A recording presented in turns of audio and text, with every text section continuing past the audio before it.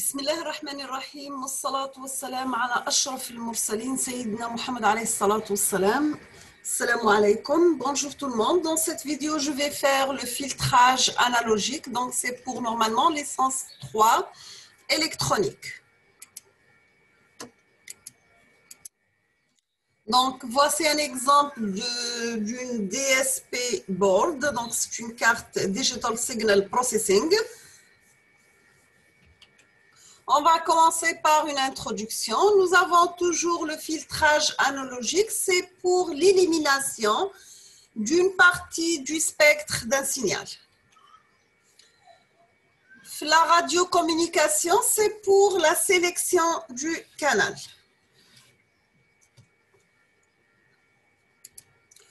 Élimination d'un bruit, donc ça c'est le rôle du filtre analogique. C'est pour la sélection de fréquences à la sortie d'un circuit non linéaire, soit un mélangeur ou bien un oscillateur.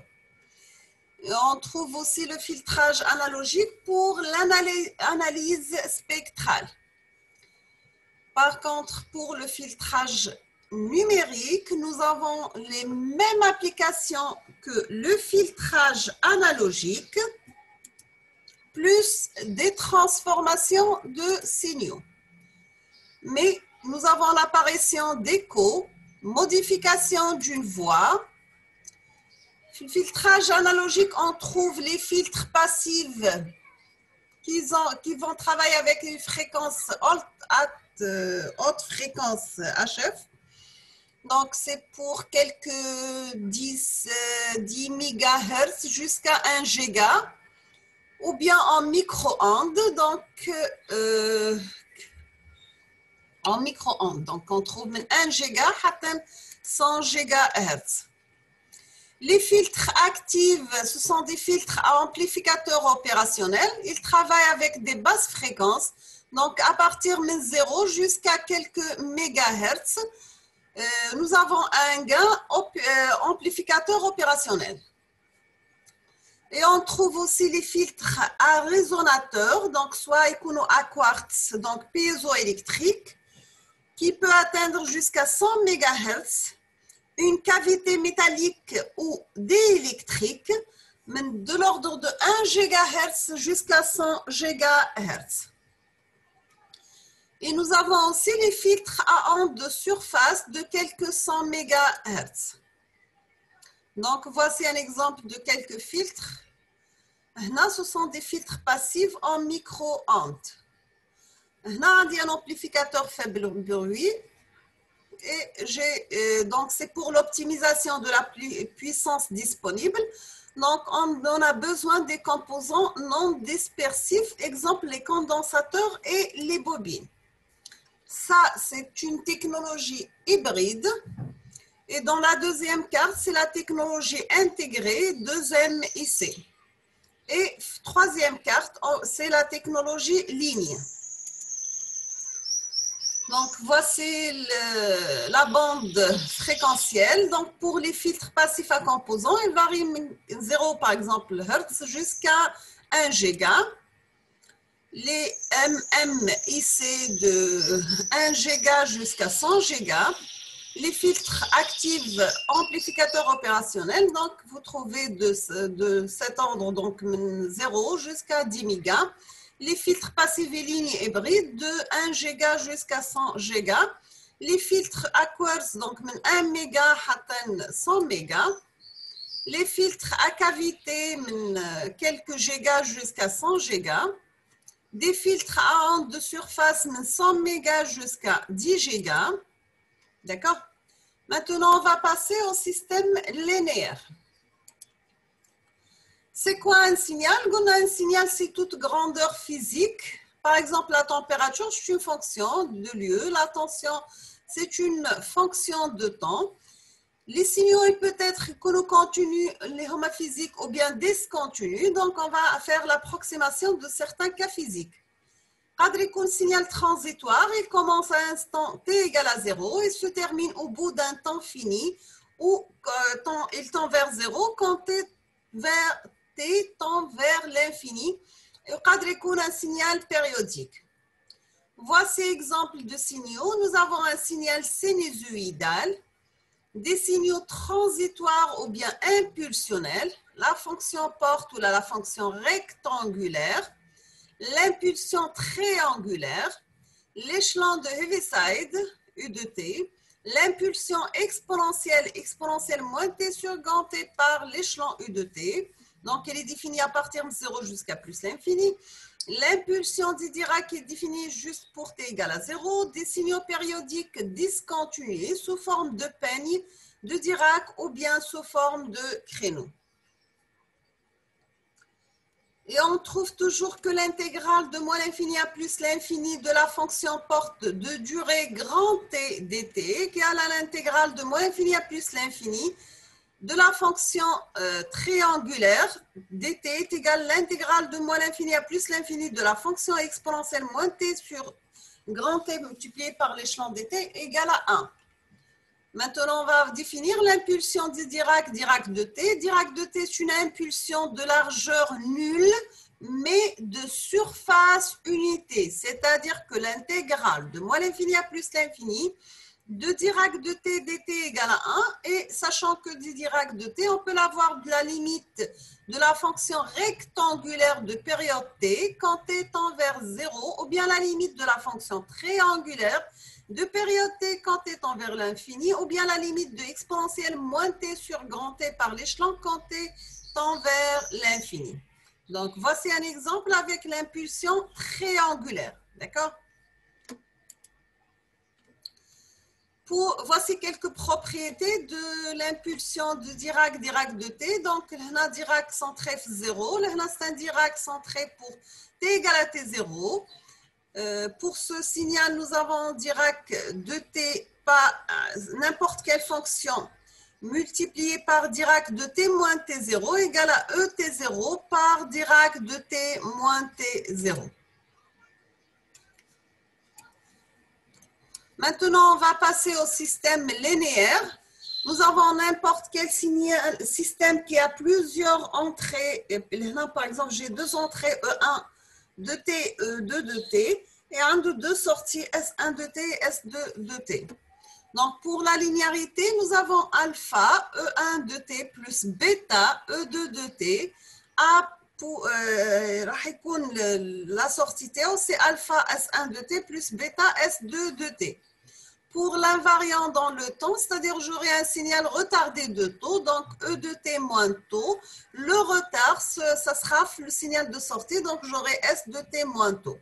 D'accord? Donc, ce sont des systèmes linéaires indépendants du temps.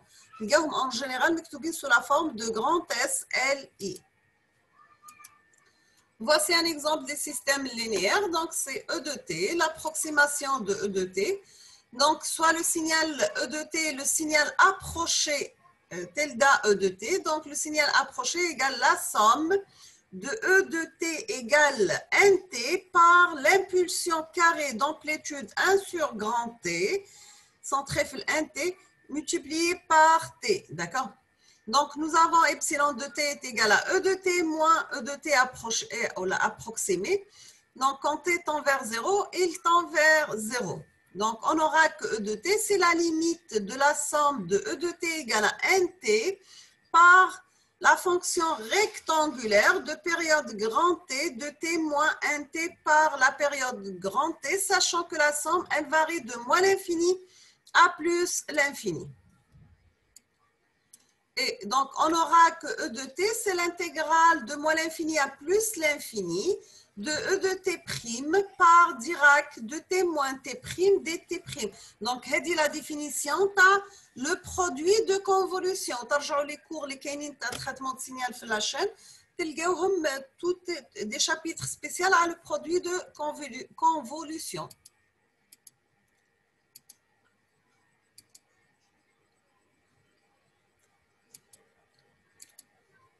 Donc, on appelle ça un produit de convolution. Donc, nous avons toujours pour les systèmes linéaires, si nous avons une entrée Dirac de T, donc j'aurai H de T, c'est la réponse impulsionnelle. Dirac de T moins T0, ça sera H de T moins T slash. E de T, c'est S de T la sortie. Donc, j'aurai que E de t, c'est l'intégrale de moins l'infini à plus l'infini. E de t prime, Dirac de t moins t prime dt prime. Pour la sortie, ça sera l'entrée E de t prime par la réponse impulsionnelle H de t moins t prime dt prime.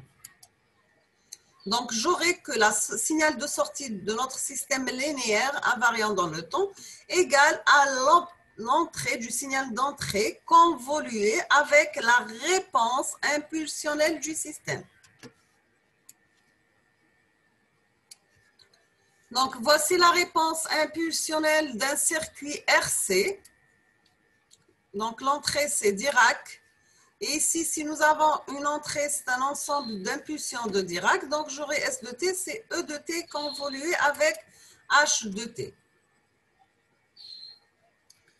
Troisièmement, on va voir les systèmes linéaires par transformée de Laplace et de Fourier. On va commencer par la transformée de Laplace. La transformée de Laplace unilatérale, c'est pour les signaux causaux. Donc, nous avons n'importe quel signal S de t. A pour transformer de Laplace S de P égale l'intégrale de 0 à plus l'infini de S de t par exponentielle moins pt dt. Donc, S de t égale à 1 sur 2 pi g, un intégral qui varie de moins l'infini à plus l'infini, de S de p par exponentielle pt dp. Donc, S de P a pour transformer de Laplace inverse, d'accord? Donc, la transformée de Laplace inverse de S de P, c'est S de T qui est égal à 1 sur 2 pi g l'intégrale qui varie de moins l'infini à plus l'infini de S de P exponentielle plus PT dP. On va voir quelques propriétés. On va commencer par la linéarité. Si nous avons un signal causal qui a pour transformer, donc S de T, lorsqu'il est inférieur à 0, il est égal à 0, donc il est comme causal. La transformée de Laplace, c'est à grand S de P. Pour la linéarité, j'ai A S1 de T plus B S2 de T. A pour transformer de Laplace, c'est 1 S1 de P plus B S2 de P. Maintenant, on va voir la dérivation temporelle. Donc, j'aurai S' de T. C'est la dérivée de S de T par rapport à T. Donc, est égal à PS de P moins S de T égale à 0. La dérivation nème, donc j'aurai S nème de T, c'est la dérivée nème de S de T par rapport à T à la puissance n. Donc, ça devient Pn S de P moins P de n moins 1, S de T plus 1, moins P de n moins 2, S' de T égale à 0, moins jusqu'à PS à la puissance n moins 2 pour T égale à 0, moins Sn moins 1 pour T égale à 0. Nous avons aussi l'intégration, donc un intégral de 0 à T de S de T' dt' a pour transformer de Laplace S de P sur P. La convolution, si nous avons un produit de convolution domaine temporel, ça devient un produit simple domaine transmis de Laplace. Et l'inverse, si j'ai un produit simple domaine temporel, j'aurai un produit de convolution en faisant le passage de la transformée de Laplace. Voici quelques signaux avec leur transformée de Laplace. Et on va commencer par Dirac de T. A pour transformer de Laplace égale à 1. L'échelon de Heaviside, U de T, a pour transformer de Laplace 1 sur grand P. Exponentielle moins AT a pour transformer de Laplace 1 sur P plus A. 1 moins exponentielle moins AT a pour transformer de Laplace A sur P fois P plus A. Exponentielle moins AT moins exponentielle moins BT a pour transformer de Laplace, c'est B moins A sur P plus A fois P plus B. 1 moins 1 sur B moins 1 fois B exponentielle moins AT moins A exponentielle moins BT a pour transformer de Laplace AB sur P fois P plus A fois P plus B. Donc, voici la transformée de Laplace dans le sinus multiplié par un exponentiel. et sinus exponentiel, mais avec un déphasage phi, bien sûr. Le phi, c'est l'arc tangente de 1 moins epsilon au carré sur epsilon au carré.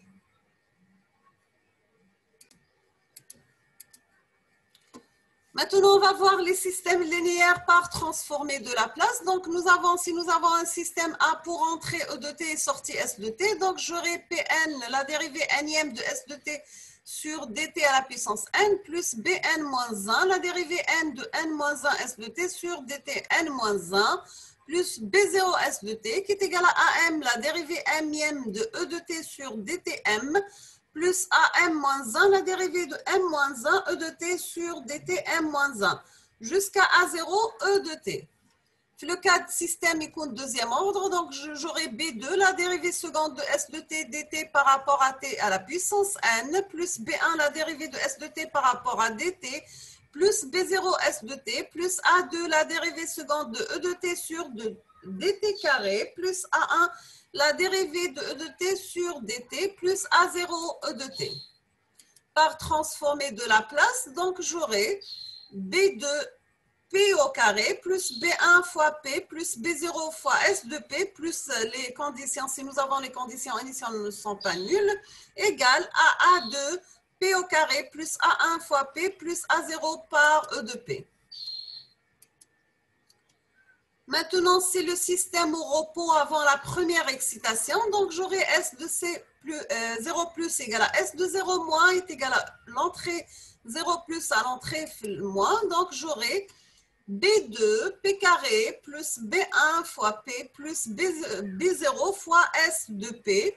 Donc, qui est égal à A2 P au carré plus A1 fois P plus A0, le tout fois l'entrée E de P. Donc, si je vais diviser la sortie sur l'entrée, donc j'aurai A2 P au carré plus A1 fois P plus A0 sur B2 P au carré plus B1 P plus B0. On note H de P, c'est la fonction de transfert opérationnel, donc tous les H de P égale A2P au carré plus A1 fois P plus A0 sur B au carré, B1P plus B0. D'ordre général, donc j'aurai AM-PM, AM-1, PM-1 jusqu'à A0 sur BN-PN plus Bn-1, Pn-1 plus B0. Donc, c'est la fonction de transfert opérationnel. Remarque, nous avons que le dénominateur et l'équation caractéristique vue chapitre Lekbel.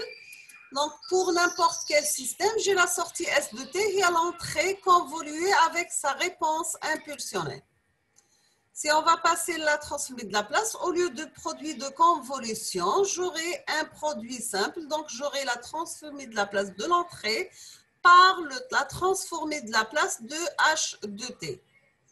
Donc, on a H de P et la transformée de Laplace de H de t. D'accord? Donc, c'est la fonction de transfert et la transformée de Laplace de la réponse impulsionnelle.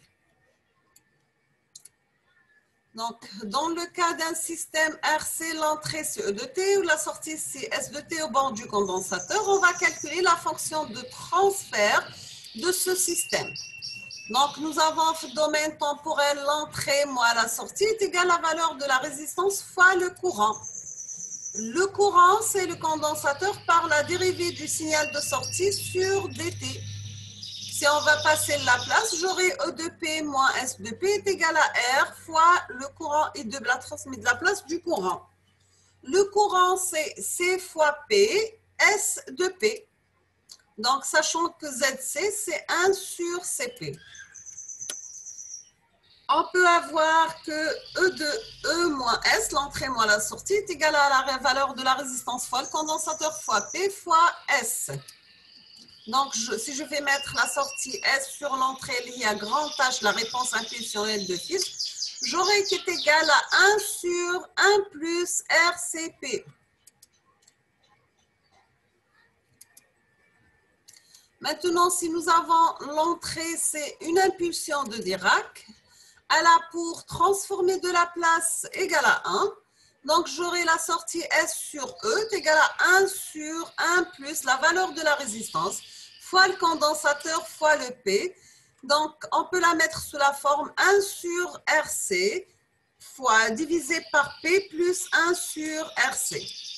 Maintenant, si on va faire la transformée de la place inverse, j'aurai S égale à 1 sur RC par exponentielle moins T sur RC. D'accord? Donc, je vais laisser la transformée de Fourier pour la prochaine vidéo, Inch'Allah.